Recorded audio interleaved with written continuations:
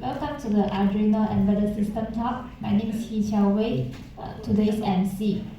So first of all, I will give an introduction, and then Mr. Phyo will give the talk for around 60 minutes, followed by a Q&A session. So first of all, let me introduce our speaker, Mr. Phyo. He's a founder of a mini makerspace in Myanmar, and also the author of the book named ABCs in Arduino. He's currently working in Microcontroller Innovative Education and as a virtual consultation in his personal channel, PN Electronic Lab. So in this talk, Mr. Phyo will be explaining what is inside a microcontroller like Arduino and how does it function. Let's welcome Mr. Phyo.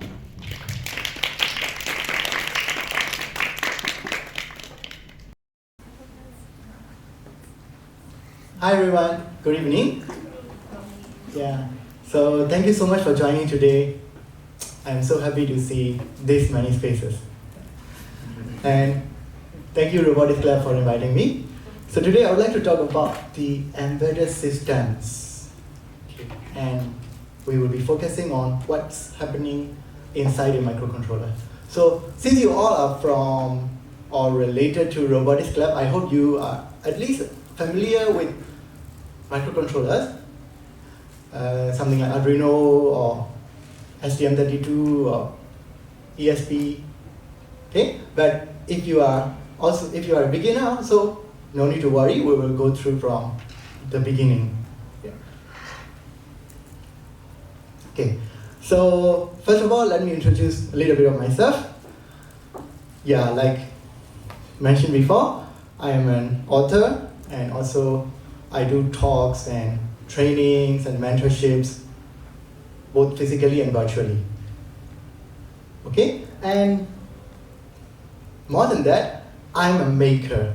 I define myself as a maker, so I make a lot of different things since my childhood, especially like gadgets, electronic devices, and so on. So since then, I'm very interested in different electronic devices and what's happening inside them, why they function like this, why they work like this, and so on.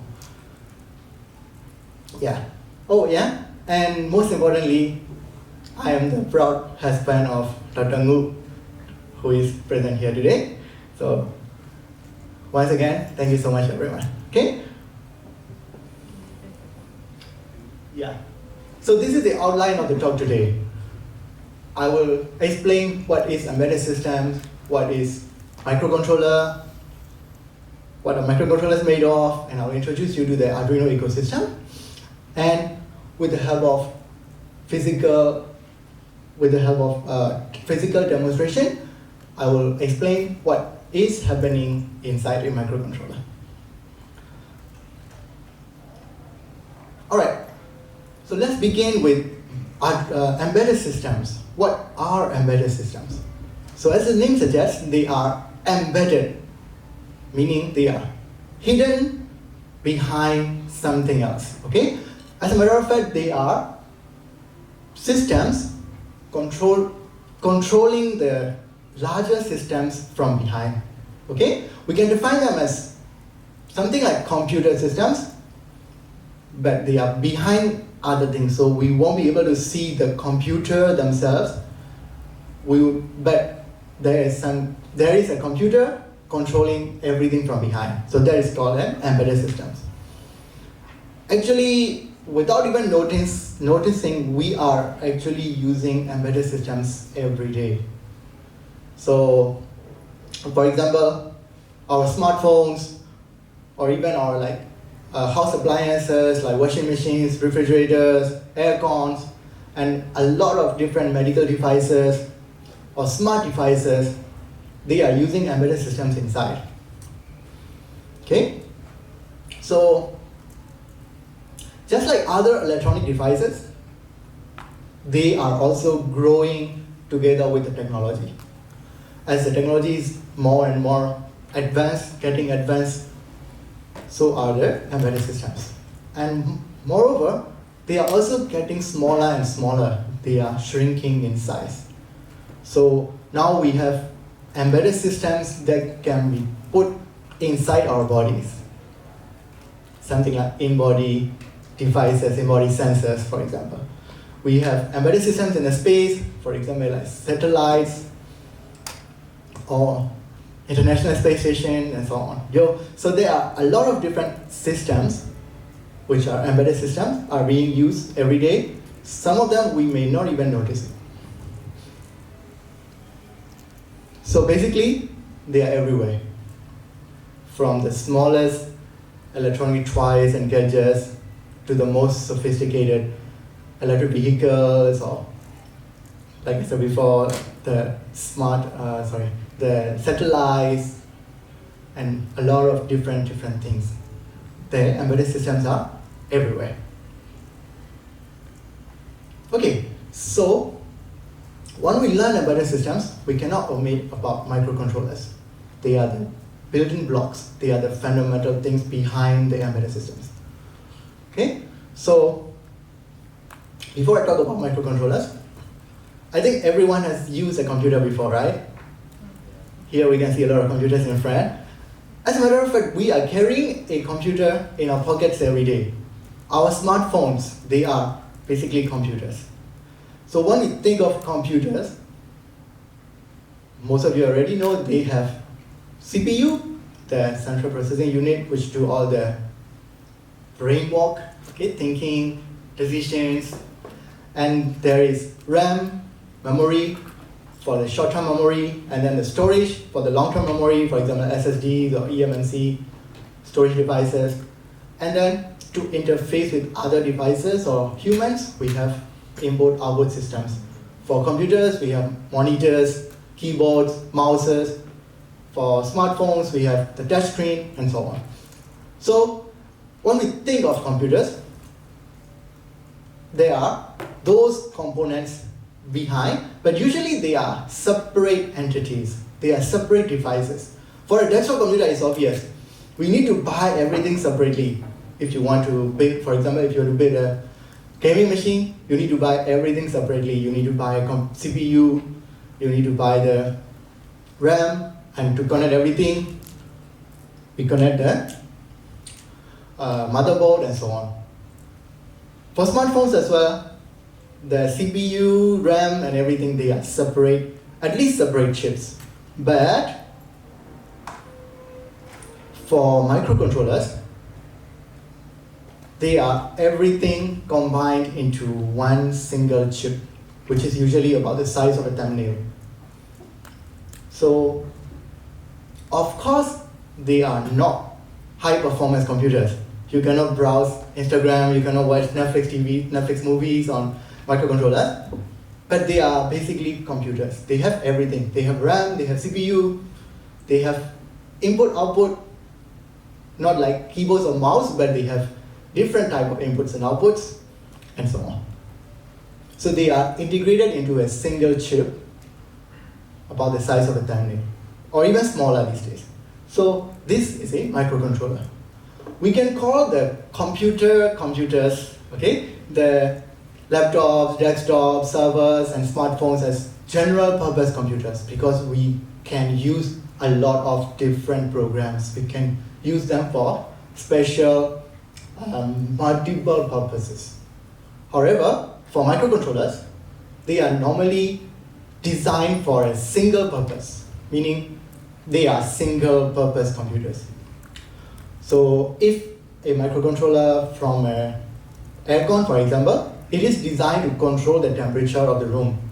So it will read the temperature and then make the fan faster or slower, or make the cooling part slower or faster, and so on. So it will only do that. For a microcontroller inside a toy car, maybe, it will only work on how to control the motor from behind and then read the remote control data, for example. It will only do that. So they are specific purpose or special purpose computers. Alright, so when we want to start using the microcontrollers, it was not that easy. When I first started using microcontrollers, it was around early 2000s. I think some of you may have already not have already born. So yeah, I was that geek here. While I was in high school, I wanted to use some microcontrollers. At the time, the microcontroller from Microchip called PIC, they were quite popular. But it was very difficult for me because I needed to buy a microcontroller chip, but it's not all. I also need to buy a lot of different things, like a programmer. Programmer is a hardware that connects the microcontroller to a computer. And then I also need other electronic components like clock crystals or power regulators and so on. It was quite tedious and quite expensive for a high school student. And more than that, the software that I need to write the program are usually not free. So yeah, it was quite difficult, but that changed when I started using Arduino. So it was around 2010 something. Arduino was introduced. So Arduino, more specifically an Arduino Uno board, it is everything there inside a single PCB. So not only a microcontroller chip, it is integrated the other components like the programmer. So this time it uses a USB programmer, and then a clock crystal for the timing, and power regulators, and to work with the inputs and outputs, we have the headers, and so on. Yes, so Arduino make, especially the life of students, so much easier and more affordable to learn microcontrollers. So currently they are widely used for prototyping, learning, hobby projects, all over the world. Yeah. So I mentioned Arduino Uno. So there are a few different, actually there are quite a lot of different types of Arduino boards. Okay. So these can be called Arduino hardware, and then there is a software also called Arduino IDE or Arduino Integrated Development Environment. So this is the software which is free to use, and Arduino itself is an open source. No, so it's not only free to use, it's free to learn. You can see the source code behind the Arduino software, and you can see how the Arduino boards are built, the PCB, the schematics of the Arduino boards. All of them are open source. So it's become so much easier to start up.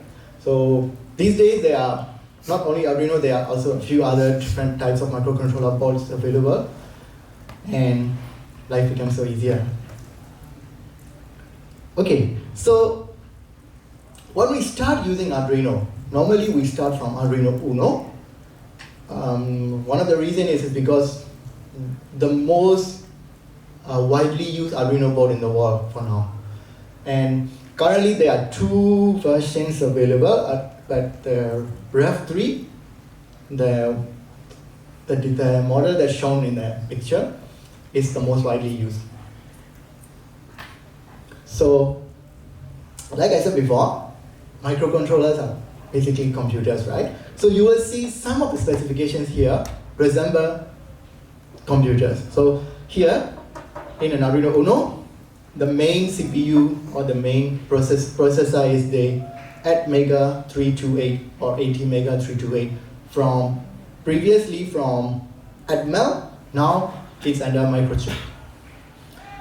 And it is a USB programmer, so you don't need a specific hardware to connect.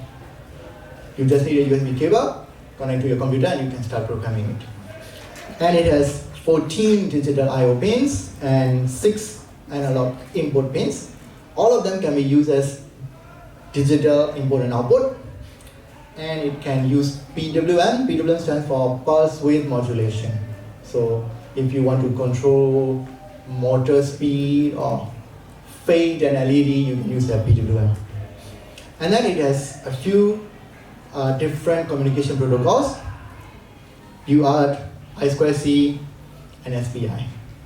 Okay, I'm not going to go too much detail into these, but if you want to learn them, you can learn from arduino.cc, the Arduino website. So if we want to power the Arduino, we can either use the USB port or the barrel jack, and it uses 5 volts. Okay, it has a 16 megahertz clock crystal. So compared to, for example, computers or phones, it's extremely slow, about hundreds of times slower than a computer. But imagine, it is actually working 16 million calculations per second. So to control simple electronic devices, that is incredibly fast. Okay, humans is much faster than humans, of course. Okay, so when we start writing Arduino programs, this is usually the first program that we write. So we can call the hello world of microcontrollers. Okay, so what we do is, there is a LED on board of the Arduino Uno, and what we are trying to do is we want to make that light up and turn off, okay, turn on and turn off at our control. So in this example, we will be eliminating the LED every second. In order to do that, so this is the interface of the Arduino IDE, and we wrote the program. So there are two main functions in an Arduino software. You can see void setup and void loop. So we can ignore void for now. So there is setup function, which will run only once during startup or when you press the reset button. It will run only once. So setup function is normally used to declare the pins. So as mentioned previously, there are 20 digital and analog general purpose IOs or GPIO pins in Arduino. So we need to define them. We need to declare them whether we want to use them as input pins or output pins. Or if we want to use, for example, if we want to use other libraries, we can declare in the setup section. And after that, there is a loop function. So when you learn programming, especially for computer science in computers, this will be a little bit different, because in computers we don't want infinite loops. We don't want something stuck doing the same thing over and over again for our computers. But it's not the case for microcontrollers. You will see like 99% of the program code will be inside a loop, and that loop will be running over and over again indefinitely. So for Arduino, that function is simply called loop. So basically, the loop function, there is no end. It will be running from, in this case, from line 8 until line 12. So after line 12, it will go back to line 8, and it's going to be running again and again and again and again until you power it off. So this is how a microcontroller works. Normally, it's doing one thing or one group of things repeatedly. Okay, so let's have a look at the codes here. On line 4, we wrote pin mode LED built-in output. Okay, so I think the code here is pretty self-explanatory. On the line 4, what it's doing is we are making the LED built-in pin as an output. Okay, so the mode of the pin, the pin number is LED built-in. In this case, for Arduino Uno, is pin 13. Digital pin 13, and we're making it an output because we want to write something and output to the outside world. Yeah.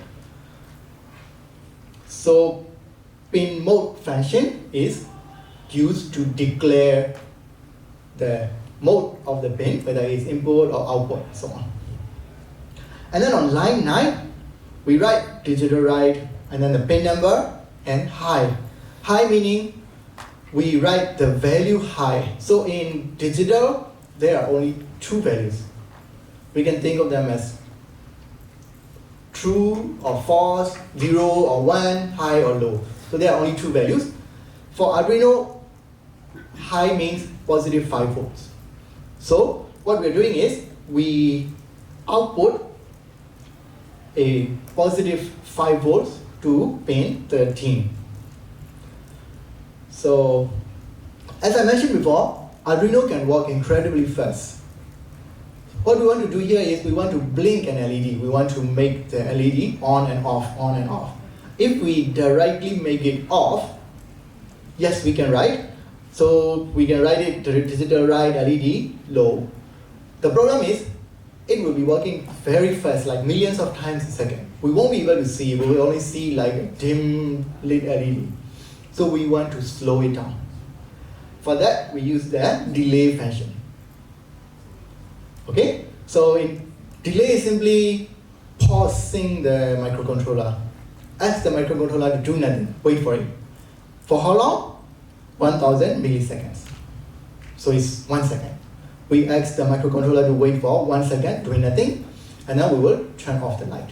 So it's repeated indefinitely, repeated forever. So the LED will be on and off and on and off every 1 second.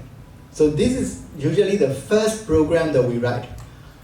So I usually say during my classes of Arduino, if you can control an LED in electronics, you can control anything you want.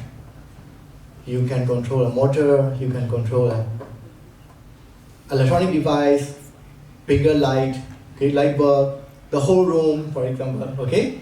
You can control anything if you can control an LED to on and off.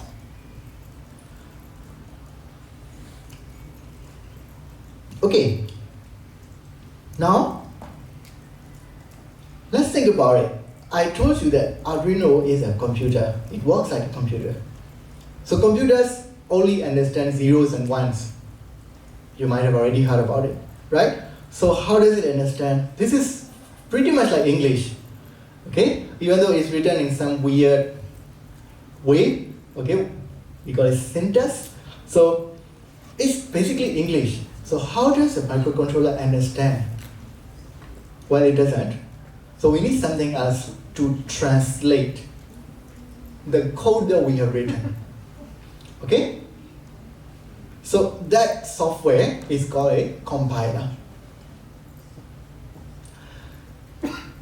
For humans, we won't be able to understand zeros and ones only. It's going to be, okay, some geniuses may be able to grab the idea, but it's going to be very difficult to really understand what's happening, and it will be incredibly long to write only in zeros and ones. So apart from like very, very early stages of digital computer, we don't program in machine code, which contains zeros and ones only.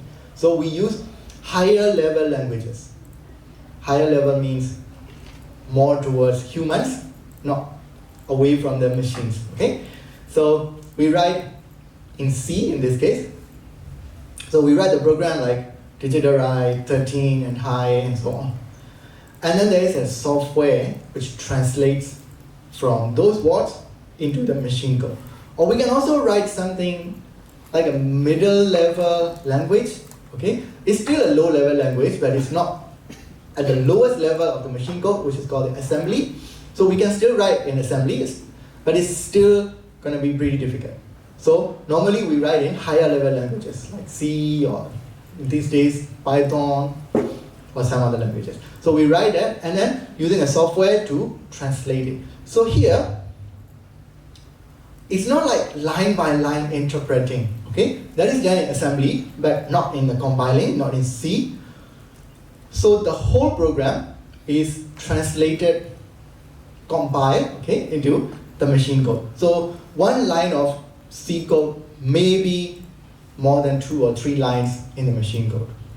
And the machine code contains only zeros and ones. But normally in a machine code, there are only 2 main parts. So for a microcontroller, for Arduino microcontroller, normally it is an 8-bit microcontroller. So the machine code is going to be usually 8-bit or 16 bits long. For our laptops or phones these days, they are normally 64-bit computers. So each line of machine code is going to be either 32-bit or 64-bit long. Okay, so those lines of codes, lines of machine codes, are called instruction. You might have probably learned from computer science, maybe. Okay, so each instruction consists of two parts. The first part is called an opcode or operation code. And the last part, the second part, is called the operand. Okay, so opcode and operand. Just to let you know, the zeros and ones on the machine code side, they are not precise. I just write a random zeros and ones. Yeah. Okay, but the assembly language is true. It's going to work exactly like the C language. Okay. So let's dive deeper into it. We have opcode and the operand. So how does the microcontroller understand what to do? Okay. So those instructions, they are written in memory. In this case, the RAM of the microcontroller, in like line by line.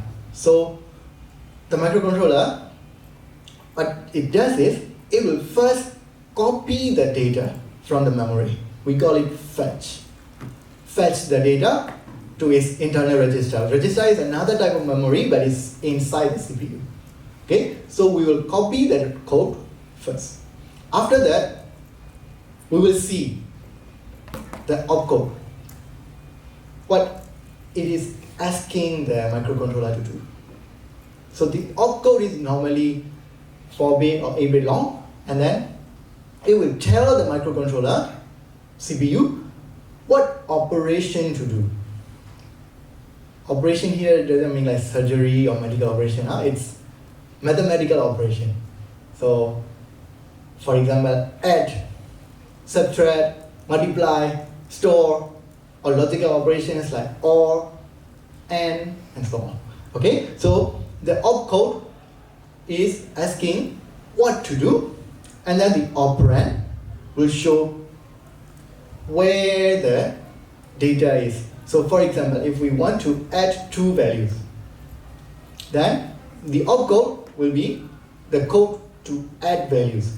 And then the operand will show the memory address, the location of that value. So for example, add A and B. And then this is going to be the opcode. So the operand will show where is A and where is B, and so on. Okay? So we need to decode what that opcode means. We need to. That is done by the control unit inside the CPU. Okay? And then the last part, of course, to actually do it. Okay, we call it execute. It's not like killing it, it's doing it. Okay? So, and it's working in cycle. Fetch, decode, execute, fetch, decode, execute. So normally how it comes is, first fetch will copy the data to the CPU, and the CPU will see the opcode, and then it will decide, okay, decode here, it will decide what to do. And the next step, it will do what it is asked to do. So it's done. Maybe that will also include like store or copy or those kind of operations as well. And after that, it will fetch the next line of code, fetch again, decode again, execute again, and it's running in cycle. So this is exactly the same as how the CPUs in your computers work as well. Because the instructions are longer, there can be a lot more instructions, but what it says is basically the same. Okay.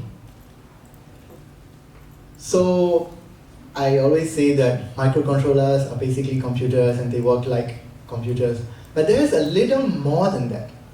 In microcontrollers, there is a special feature called GPIO, General Purpose Input Output. So GPIOs, they are actually input-output devices, but they can work directly with other electronic devices. They can work in the lowest level, okay? So So they can work in zeros and ones, they can work with voltages and currents. So for Arduino or for other microcontrollers, there is a special type of memory called GPIO registers. So GPIO registers, they are also connected to the CPU of the microcontroller. They can be written whatever value we want, but the difference from other types of computers, other types of memories is the GPIO registers, they can actually output the values to the external world, or they can receive the voltages from the external world. So for example, if we want to light up a LED, we can write high value to the specific memory, specific register for that particular GPIO. Okay, so for example, in Arduino, we always work with digital pin 13 because it is directly connected to the LED pin here. Okay, so we can manipulate the value, the data inside. Inside the register to change the output value directly. Okay. For computers, if we change the value inside the memory, we won't be able to see it outside, it's just there. But for microcontrollers, these GPIO registers, if we manipulate the data, that data will actually reflect on the real world. So if it is connected to a motor, for example, it will start rotating, something like that. Yeah. So in this case, let's see digital pin 13. It is also written as PB5. Okay. So the Atmega 328 microcontroller used in Arduino Uno, it is an 8-bit microcontroller. Meaning, it normally all of the inputs and outputs are grouped into 8 bits or 8 pins, and they are called ports, P-O-R-T, ports. Okay. So in this case, the Arduino pin 13 is port B, pin 5. So ports are named at port A, port B, port C, and so on. And then each of the pins inside the port, or each of the bits inside the port, they are called pin. Okay, PIN, pin. So this is port B, pin 5. And for registers, they are always count from the rightmost. So fifth, if you start counting from the right, it's going to be the fifth. Later I will show you the example. So you can see there are 3 ports in Arduino Uno. Port A is not there. Okay, so pin 0 to pin 7 is port D. And then pin A0 to A5 is port C. And digital pin 8 to 13 is port B. So there are a few pins missing, which is because Arduino is using them for some other reasons. Okay? Actually, if you see closely, there is another microcontroller here. This is an Atmel microcontroller as well. So this one is the bridge between this main microcontroller and the USB port. So this microcontroller is doing the communication as a bridge. That's why some of the pins are being used to communicate with that. And also we have like clock crystal and some other pins are being used inside. That's why you won't see PC6 and PC7 and also PB6 and PB7. Okay, but they are there. We just cannot use them. It is used for something else. So we have access to the remaining 20 pins. So currently we are focusing on Arduino port B, pin 5 or PB5. Okay, let's continue. So each of the port have 3 registers for the GPIO function. They are called DDR, data direction register. I'm sorry, there is a mistake. It should be port X, not port X. Okay. Yeah, there's a missing T.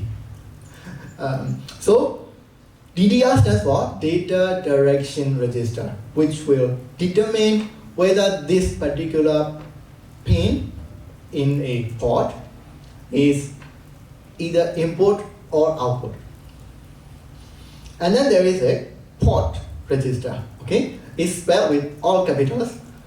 That is the output register for that particular port. So we can write 8 values at the same time. If we want to output 8 data at the same time, we can write it directly because it's always working pairs of 8s, 8s, 8s, okay? And then there is a pin register, PIN. Pin register is for input register. If we want to read the value from patterns, then we can read, or we can use the pin register, okay? Port is to output. So if we want to light up an LED, if we want to drive a motor, then we use a port register, okay? DDR is something similar to pin mode, whether it's input or output. There is an interesting thing. Some of you might have used the Arduino input pull-up mode, okay? So if we want to use the registers to use the input pull-up, we put the DDR in 0, which is data direction is input mode, but we still write the output value as 1. You can see here on line 2. So DDR is 0, meaning it is the input mode, but we write a value, we write 1 to that particular bit. Then it will change into input pull-up mode. So in some other microcontrollers, there might be an input pull-down resistor, but for this particular one, we don't have a pull-down resistor, so there is only 2 modes. Either normal input, which is the high impedance mode, or input pull-up. So if the DDR is in input mode, we can still manipulate the output register. And then when it is output, of course, it will output the value that we write. So for example, if we want to write Arduino pin 13, we need to write port B, pin 5 to 1. Okay. Now let's try to manipulate the registers directly. Okay. The problem is Arduino is an 8-bit microcontroller.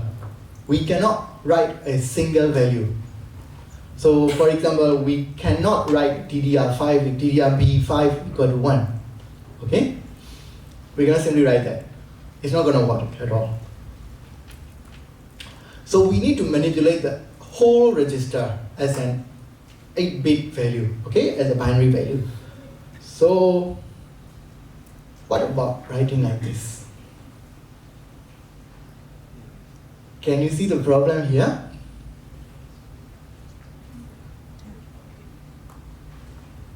Oh yeah, 0B stands for binary value, okay? So just ignore it for a while. We are writing a binary value to port port B, pin 5 as 1. But we are also change every other value into 0. That's the problem, okay? Let's say we want to make like 2 or 3 pins as input or 2 or 3 pins as output. Then we might need to write 0, 1, 1, 1, something like that. There is also another problem because of the zeros. Okay, so let's go back to here. We don't know what is PB6 and PB7. They are used for some other function. So if we write like this PB6 and PB7, we are changing the state.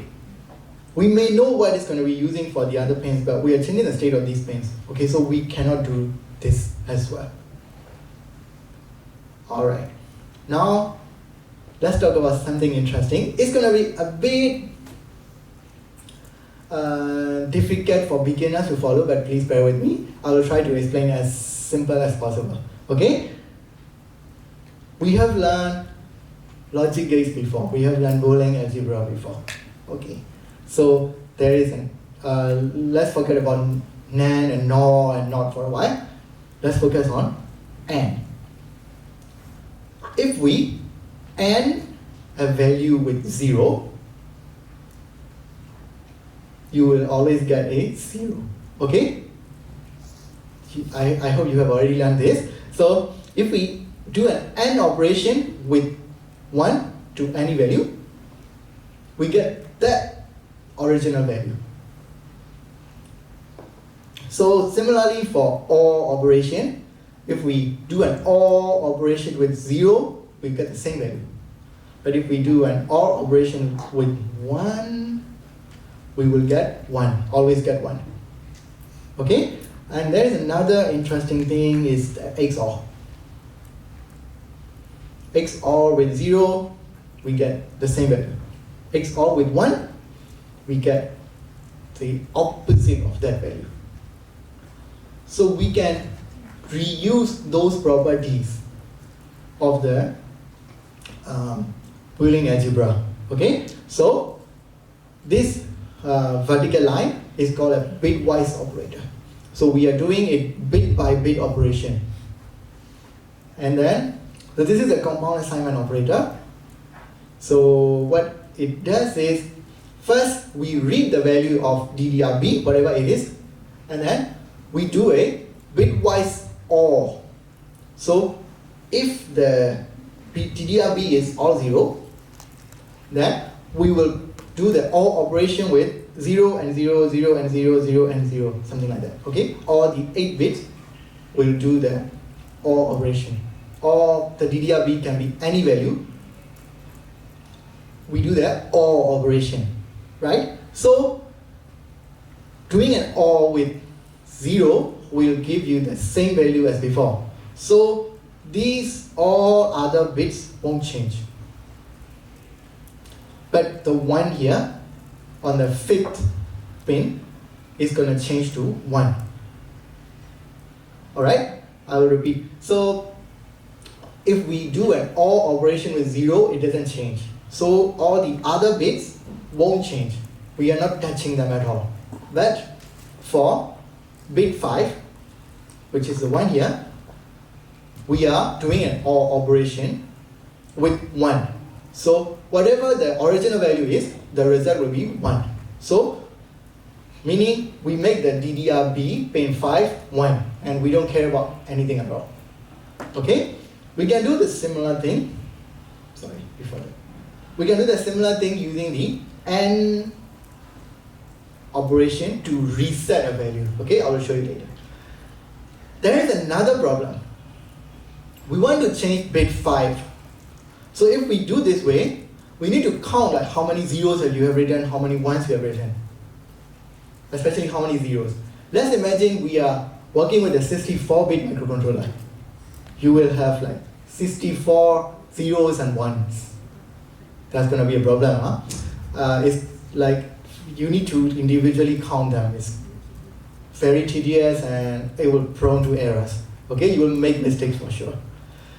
So what we can do instead is we can use another operation which is called a shift operation. So here it is. Shifting right or shifting left. Remember? So shift is basically, let's think of the long string of bits like a train. And then you move those train to either left side or right side. From my point of view, okay? So you can shift left or shift right. So you are moving the whole train of bits for how many times? Depending on the number you write. So for 2 times, it will move for 2 positions. For 3 times, it will move 3 positions. So what if we don't know the values? Because there will be empty places, right? We just put zeros there. So this is how the shifting works. Okay, you can see here, shift right 3 places. We already have 2 zeros in front, but we don't know the other 3 from this side, right? So we just put 0. So that's why 0, 0, 0. And now we got the original 2 zeros and then 1 0. Okay, so this is how shifting works. So finally, we can write the registers using shifting and the ORing, okay, doing the OR operation, AND operation, and the shift operations. Okay, using the bitwise operations, we can manipulate individual bits inside the registers. This is called bit masking. Masking is, like the same as mask that you put on your faces. So masking means covering something up. We don't care about something else, we only care about those specific things. So here, only the ones are the one we care. We don't care about anything else. So we want to write value 1 to the pin 5 of a 8-bit value. We can write like this. If we want to write 0 here, so this type sign is for negating, okay, negative, doing a not operation. So 0 will be changed to 1, 1 will be changed to 0. And we do the AND operation here. So this one will reset. Reset means making it 0. Okay, so if we want to make something 1, we can use bitwise OR together with shift. If we want to change something to 0, we can use bitwise AND with the NOT operation together with shift. So we can rewrite the blink like this.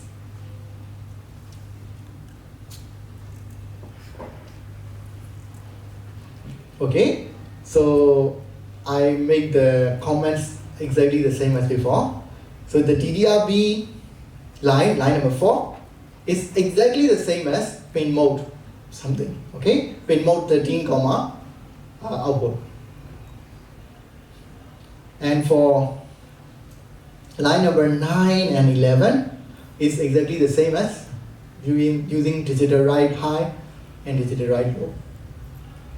We just change the way that we write. So why are we doing this?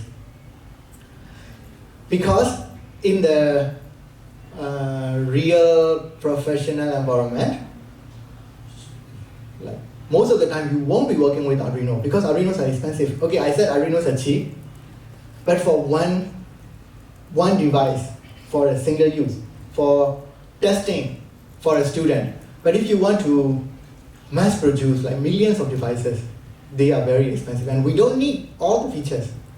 So we can use different microcontrollers. They are so much cheaper microcontrollers these days. You can buy for like less than RM1 and you can get a working functioning microcontroller already.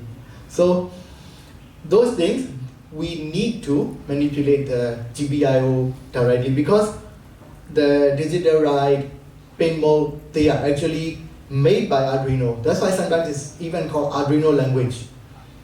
It's not the it's not the language that is intended to use for the professional environment, and it's also not suitable for all different types of microcontrollers. But this way, you can be using any microcontroller. The problem is you need to know what microcontroller you are using, or what port and what pin are connected to which physical pin. Okay, they will be different. So the problem for using this program is it's not portable. You cannot change the system, you cannot change the platform if you write like this. So for example, if you use an Arduino Mega, you cannot write this code anymore because the pins are going to be different. You might need to change the port number and pin number. Okay, this is only true for Atmega 328 microcontrollers. Another thing is, this one is actually faster and smaller. Okay, I will show you later. Alright, so let's try to do all of these things that we have seen. Okay, so together with me is a Arduino Uno.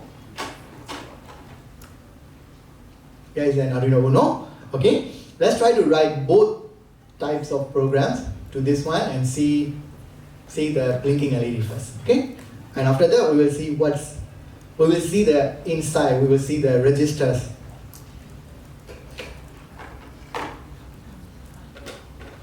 Okay, so for the first part of my demonstration, I'll be using the Arduino IDE.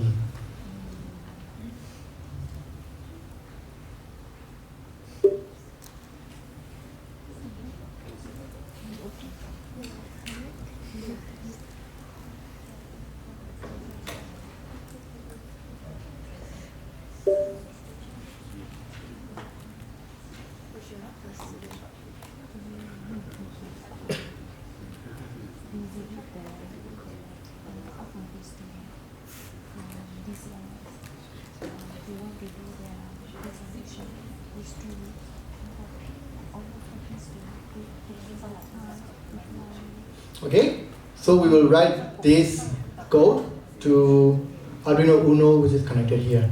Not Maker or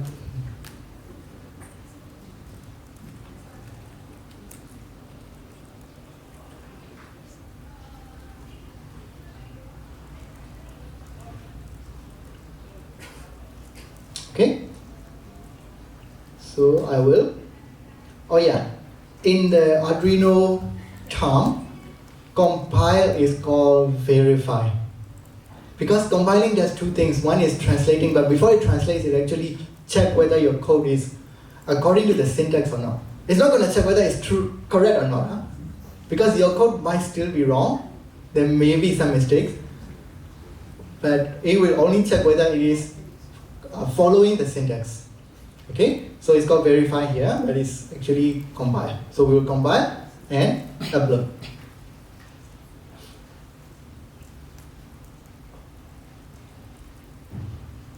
Okay, done uploading.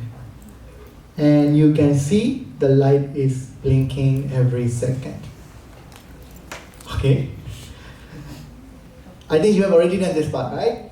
But there is another interesting information here. You will see Arduino has 32 kilobyte of flash memory, which is to store the program data. And it uses 924 bytes, about 2%. Okay? And then it uses a RAM. Memory is 2 kilobyte. It uses 9 bytes. Okay, by using this function, this program. Okay, let's try it the other way.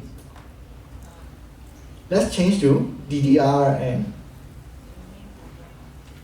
okay, why is it?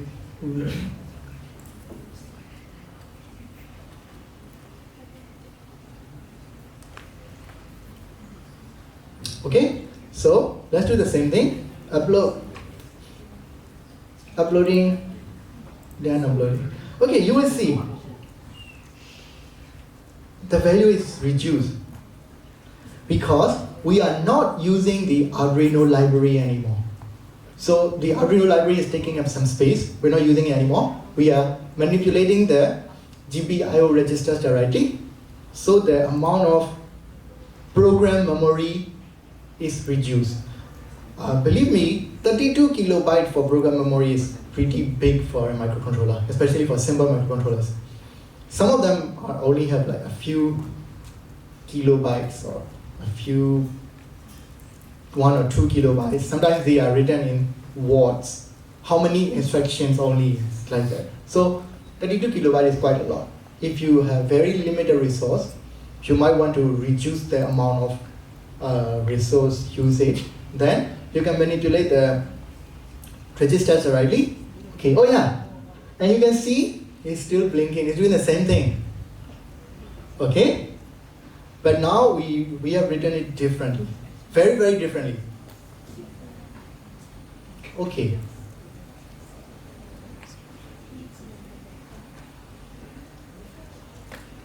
Now, for the next step, unfortunately, I cannot use the Arduino anymore because what I want to do is, I want to see what are the values inside each of the GPIO registers. Okay? So that one doesn't support my Arduino yet, but there are a few different microcontrollers and other platforms. Actually, the microcontroller used in the Arduino support that. Okay, you can see what's happening inside, but the Arduino doesn't support. So I'm going to use a different board using the same microcontroller. Okay?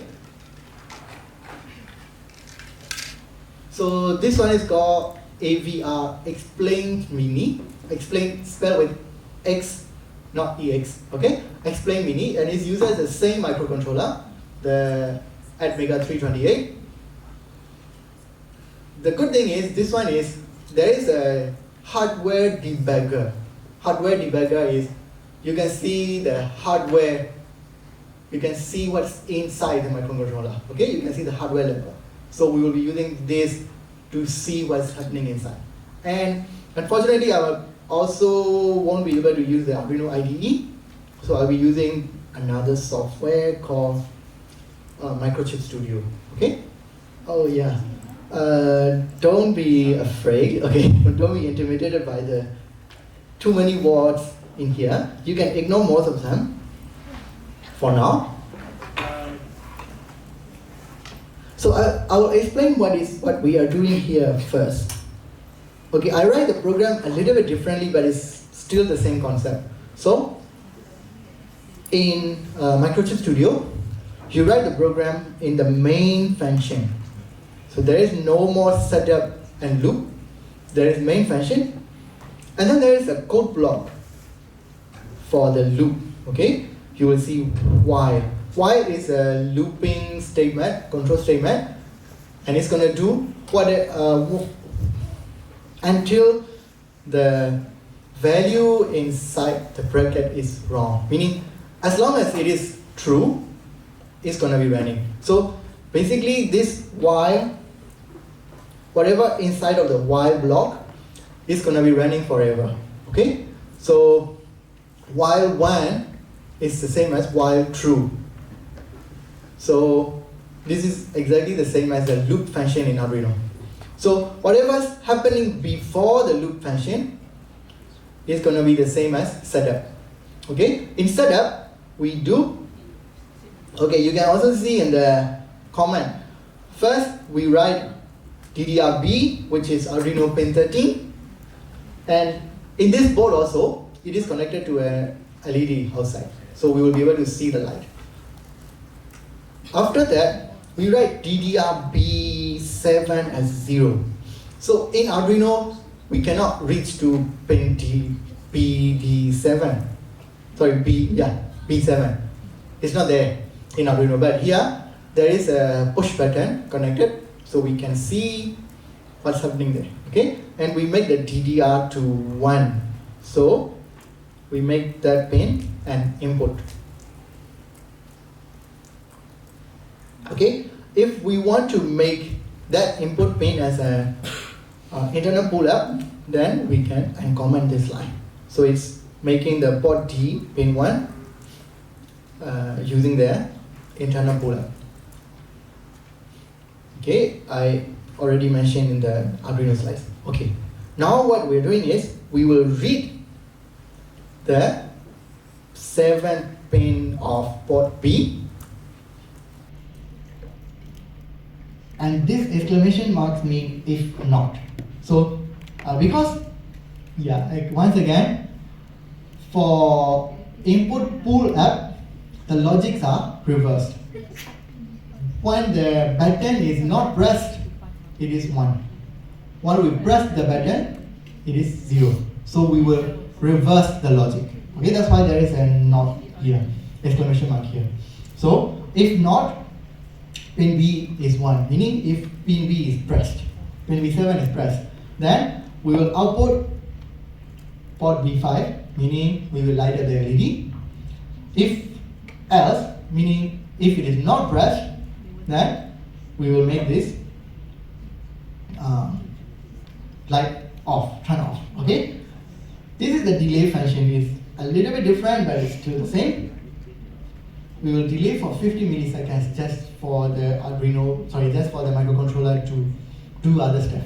Okay, but I comment it out because I want to see everything line by line for now. Okay. Oh yeah, about these 3 lines, because we want to use a delay function, I declare the time delay library, and because we are using the AVR IOs, meaning GPIOs, DDR, port, pin, That's why I declared this AVR library. And then this define is we are making the CPU, because we are using time. Again, microcontrollers doesn't know time in seconds or in hours. It only knows how many clock cycles. So we need to define 1 clock cycle means how much time. That's why we are using this, okay? So 16 megahertz, 16 million. That's the reason it's here, okay? Alright, so let's try to use this one.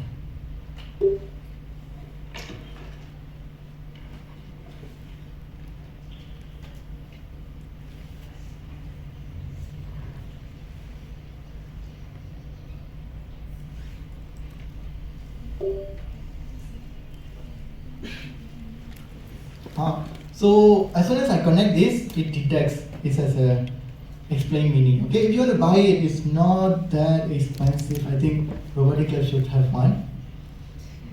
Okay. I'm not sponsored, by the way.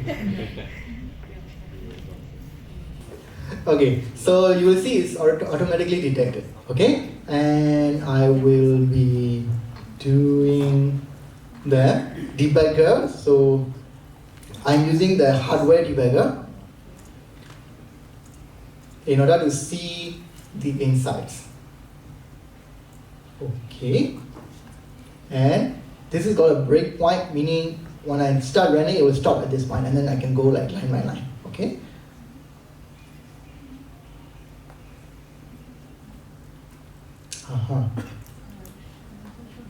Okay. Now you can see the value of port B and port D as the hexadecimal here, or if you want to see them, even nicer than binary, you can see them like on and off. So DDRB pin 5 is not bit 6, it's pin 5. Okay, bit 5 is 1, meaning output at pin 13. Okay, pin B is currently, okay, let's see pin B. Pin B7 is currently 1. We don't care about the other, Pin B7 is connected to the pattern and is currently 1. Okay. Oh yeah, if you know the memory address of these guys, they are here, you can see as a memory as well. So for example, data registers 0x23. So if you find 0x23 somewhere here, okay, I feel dizzy already, but if you can find it, you will also see the values here. So, oh yeah, the program that you write is in the flash memory. You can see all the zeros and ones of the program that you have written, which is the machine code that the compiler has compiled. It's also there. Okay? So yes, you can see the insides of a microcontroller by using the right tools. Oh yeah, and again, this software is free. You can get a student account, I think. So for AVR, you will need the Microchip Studio. For PIC, you can use the MP Lab or something. If you're using STM, like if you want to learn about ARM Cortex-M microcontrollers, you can use the STM32 or Keil, Microvision, or those kind of softwares. So most of them have student versions. You can use your student email address and then you can download them for free and use them for free. Yeah. Okay, now I will continue. So I can go like pressing F10 or go step over. Okay, step over means, oh yeah, so these, for example, like port B equal to something, it might be a function, but we don't want to go inside the function again. That's why we step over. If you want to go in, you can press step into. Okay, that's the same for all the debuggers as well. So I'm going to go next line. Okay. So now the pattern is not pressed, so jumps to here. And you will see the value of pin B is changed. That's why it is highlighted in red. Okay, let's continue while I press the button.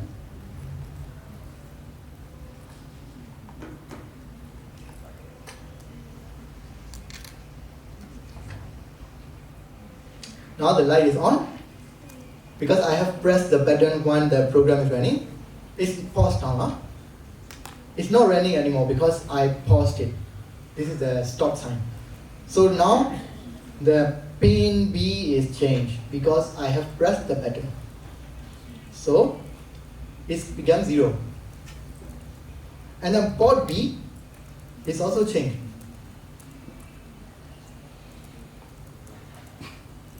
Because we have we have changed the value of port B. Okay, so this one is not highlighted because it's already next step already. But this bit originally it was light up, meaning it's 1. Now it changed to 0 because at that time when the program was running, I was pressing the button, and then because the button is pressed, it goes to this line. So we change, this one we change in the software, we change the value of port B output, pin 5, that's why it is changed. Okay? So, yeah, that's it. In conclusion, again, if you have the right tools and the right software, you can actually see what is happening inside a microcontroller.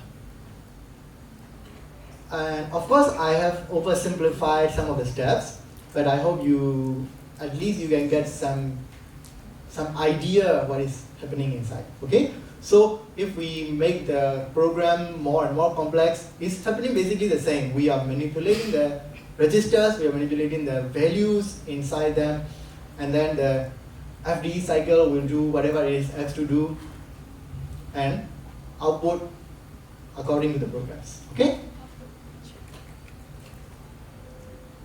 Okay. So let's go back. Alright, so what to do next? Okay, so if you want to learn more about embedded systems, you can either go to software or hardware or both. Okay, so in hardware, microcontrollers are just one example. There can be other different types of devices. Okay, so SBC stands for single board computers. If you are into like computing, you can go something like Raspberry Pis or BeagleBones. Those are single board computers. Or if you want to design your own CPU, for example, then you can opt for FPGAs, because FPGAs, you can program them in hardware level. So for microcontrollers, they work like computers. We program the firmwares that we program, they run in software level, and then they control the hardware. For FPGA, it's a totally different thing. It will control the hardware directly. We can program the hardware directly. Okay? And if you want to learn software, you need to use the HDL languages. Verilog or VHDL. Those are the two main programming languages that you use for FPGAs. And if you want to go into software, one of the most important thing is Linux. You need to learn Linux if you are into embedded systems. And of course C, we cannot forget C, our beloved 40 plus year old already, almost 50 years old, C programming, okay? And the newer cousin, Python. So those are the things. And if you want to do like different technologies, of course IoT is very famous these days. Some of the microcontrollers are IoT capable, meaning they can connect to the internet. So you can do a lot of things by connecting to the internet. And also, let's not forget AI. So there are a few, especially especially the computers like Raspberry Pi or Jetson Nano. One of the most notable one is Jetson Nano from NVIDIA. They are capable of doing a lot of machine learning and AI. So those are the things that you can go next. Alright, so that will be all for the talk. Please scan the QR code here and give us back your feedback on what you think about it, what else we could improve, and so on and so forth. Thank you all for coming, and especially thank you to you, Mr. Phyo, for your such a great presentation just now. With that, I think, yeah, we will conclude the talk here as well. Thank you all for coming.